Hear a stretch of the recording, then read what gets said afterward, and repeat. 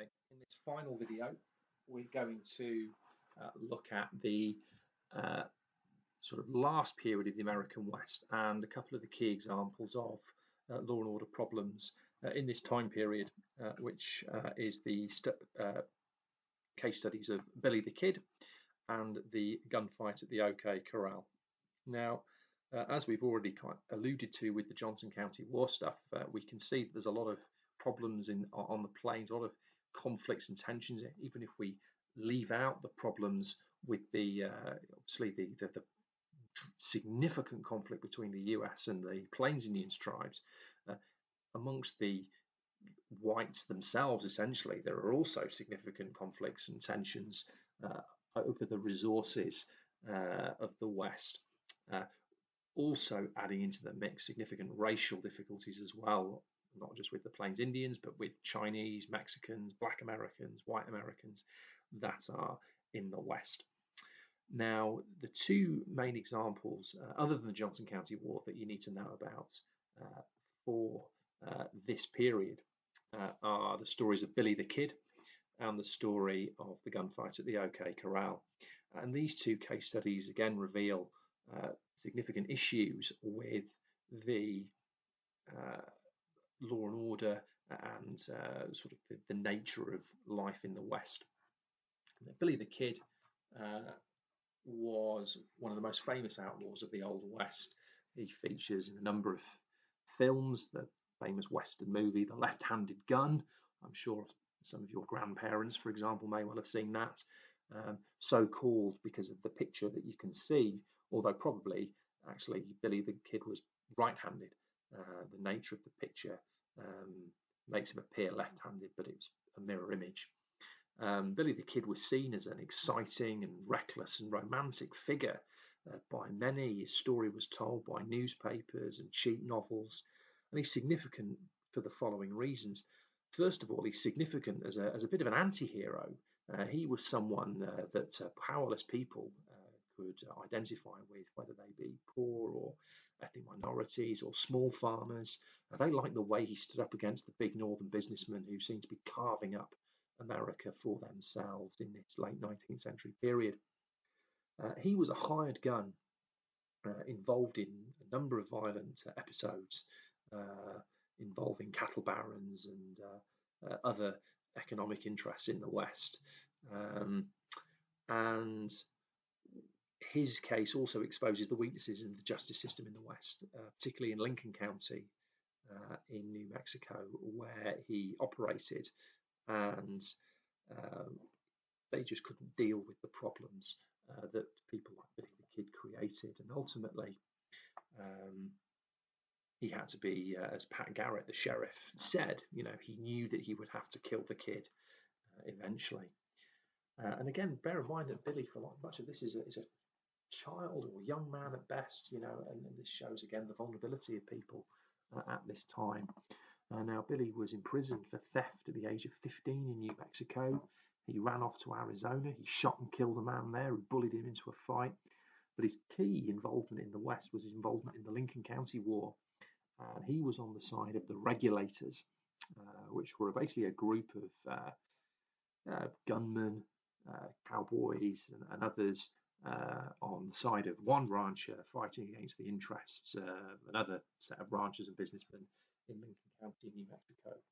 He shot and killed a sheriff and his deputy in this conflict. He was then later arrested and struck a deal with the governor of New Mexico to testify against others in his gang, but then returned to criminality after going free and swore to hunt down those that killed some of his friends. He was involved in rustling from ranchers in Texas and was ultimately arrested again and sentenced to death. He was then in dramatic scenes, was brought down to be executed. He escaped. He shot his jail guard and fled, and then had to be hunted down by the aforementioned Pat Garrett and was subsequently shot and killed.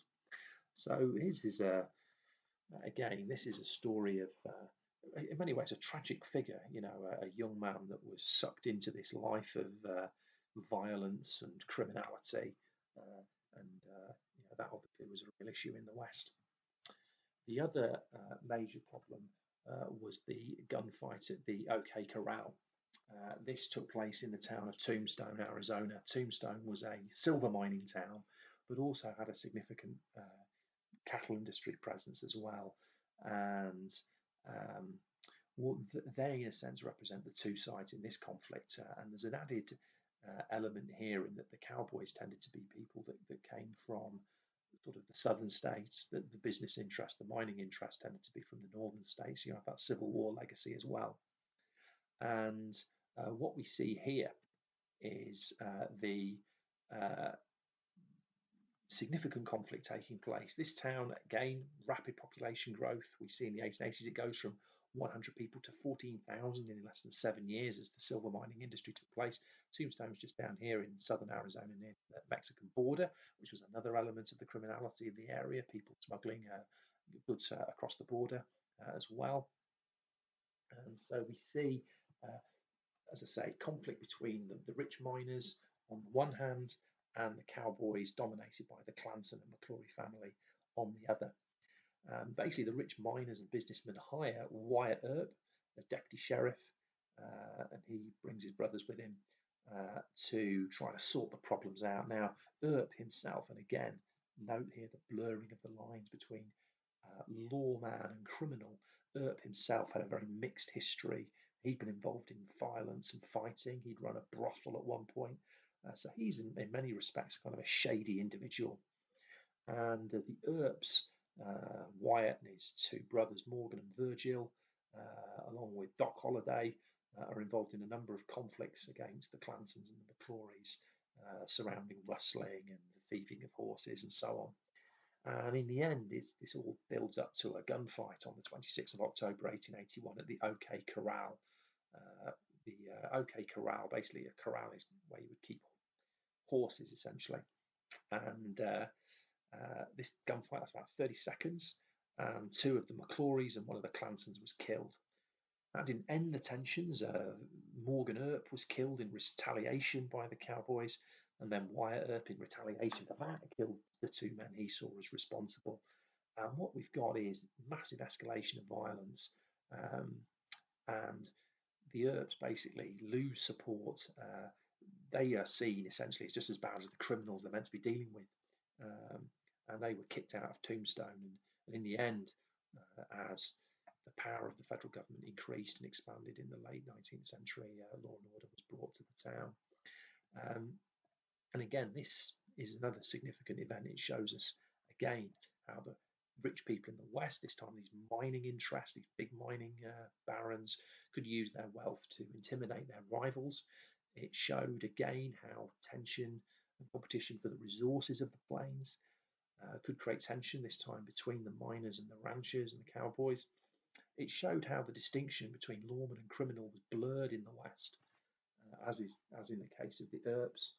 And if you look at Billy the Kid on the other side, in that other instance, there's someone who's a criminal but a romanticized figure by contrast.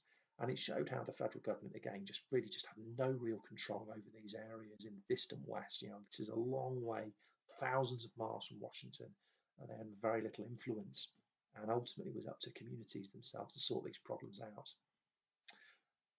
Okay, that concludes our videos on law and order in the West. And the next topic we'll look at, it will either be on farming in the West, I think is what we'll do next, or we might look at the conflicts between the Plains Indians and the US government. Okay, thank you very much.